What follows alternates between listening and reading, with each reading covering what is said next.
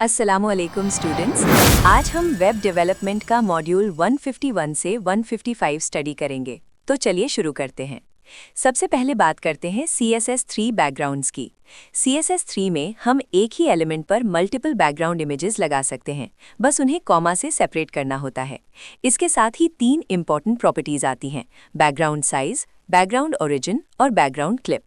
इस comparison table में देखो बैकग्राउंड साइज के 2 मेन कीवर्ड्स। पहला है कंटेन, जो इमेज को कंटेनर के अंदर फिट करता है बिना क्रॉप किए। दूसरा है कवर, जो पूरे एरिया को फिल कर देता है, भले ही इमेज का कुछ हिस्सा बाहर निकल जाए। इन एग्जाम्पल से आपको इनका डिफरेंस क्लियर हो जाएगा। अब कलर्स की तरफ आते हैं। CSS3 में हमें नए वेज मिलते हैं कलर्स डिफाइन करने के, जैसे RGBA और HSLA। इस डेफिनेशन कार्ड में देखें, A का मतलब है अल्फा चैनल, जो ओपेसिटी कंट्रोल करता है।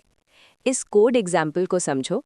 RGBA 255,0,0,0.5 का मतलब है red colour with 50% transparency. HSL का मतलब ह्यू, सैचुरेशन और लाइटनेस है, जो कलर पिक करने का एक ज़्यादा नेचुरल तरीका है। ग्रेडियंट्स हमारे डिज़ाइन को स्मूथ ट्रांजिशंस देते हैं। लीनियर ग्रेडियंट बनाने के लिए हमें कम से कम 2 कलर स्टॉप्स चाहिए होते हैं। इस कोड एग्जाम्पल में देखें कैसे हमने 180 डिग्री का एंगल यूज़ किया है ताकि gradient top to bottom flow करे। इस डायग्राम में देखो, आप मल्टीपल कलर्स भी ऐड कर सकते हैं, जैसे red to green to blue, जिससे कलरफुल ट्रांजिशन बनता है। रेडियल ग्रेडियंट सेंटर से शुरू होकर बाहर की तरफ सर्कल या एलिप्स की शेप में जाते हैं। यहाँ इस कोड एग्जाम्पल में देखो, हमने कलर स्टॉप्स को डिफरेंट स्पेसिंग दी है, जैसे रेड 5% और ब्लू 60%। इन एग्जाम्पल से आप देख सकते हैं कि कैसे हम ग्रेडियंट की शेप को सर्कल पर सेट करके एक परफेक्ट राउंड इफेक्ट अचीव कर सकते हैं। डिज़ाइन को डेप्थ देने के लिए शैडोज़ बहुत ज़रूरी हैं। हम टेक्स्ट और बॉक्स दोनों पर शैडोज़ लगा सकते हैं। इन कार्ड्स पर नज़र डालें। टेक्स्ट शैडो में हम हॉरिजॉन्टल ऑफसेट, वर्टिकल ऑफसेट और ब्लर रेडियस डिफाइन करते हैं। इसी तरह इस कोड एग्जाम्पल में बॉक्स शैडो देखें, जो पूरे डिव एलिमेंट के पीछे एक डेप्थ क्रिएट कर रहा है। आप कॉमा यूज़ करके एक ही एलिमेंट पर मल्टीपल शैडोज़ भी दे सकते हैं। जब टेक्स्ट कंटेनर से बाहर निकलने लगे तो हम CSS3 टेक्स्ट इफेक्ट्स यूज़ करते हैं। इस कंपैरिजन टेबल में देखो, text overflow ellipsis overflow text की जगह 3 डॉट्स लगा देता है।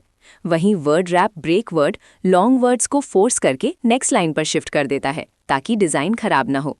इन एग्जाम्पल से आपको समझ आ जाएगा कि टेक्स्ट को कैसे मैनेज करना है। आखिरी टॉपिक है वेब फॉन्ट्स। अब हम सिर्फ सिस्टम फॉन्ट्स तक लिमिटेड नहीं है। Add font face rule use करके हम सर्वर से कोई भी कस्टम फॉन्ट लोड कर सकते हैं। इस कोड एग्जाम्पल में देखो कैसे हमने फॉन्ट का नाम रखा और उसके फाइल पाथ को लिंक किया। इस चेकलिस्ट में दिए गए फॉर्मेट्स जैसे WOFF, TTF और OTF को याद रखें, क्योंकि ब्राउज़र कंपैटिबिलिटी के लिए ये पॉइंट ज़रूरी है। तो स्टूडेंट्स, आज हमने CSS3 के बैकग्राउंड्स, कलर्स, ग्रेडियंट्स, शैडोज़ और फॉन्ट्स को डिटेल में देखा। इन्हें प्रैक्टिस ज़रूर कीजिएगा। अल्लाह हाफ़िज़।